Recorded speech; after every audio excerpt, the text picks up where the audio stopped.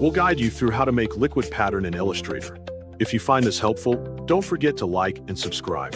Launch Adobe Illustrator and begin by clicking File on the menu bar at the top of the screen. From the drop-down menu, choose New to create a fresh project. Set your preset size to a 1:1 scale so the document matches the correct dimensions. Then click Create to open your artboard. Once the artboard is ready, begin drawing the color base for your liquid pattern design. Select the blob brush from the brush tool options on the toolbar. Double-click the blob brush tool so you can adjust the brush thickness to your preferred size and make the lines easier to control. After adjusting the thickness, pick a brush color from the color panel and start drawing several lines across the artboard. Choose another color and continue drawing more lines over the previous ones.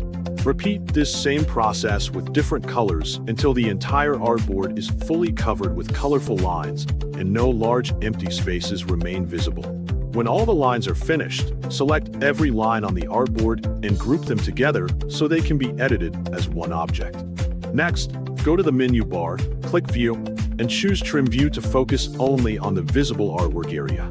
Find the Width tool on the toolbar and double-click on it to access more options. Then select the Twirl tool.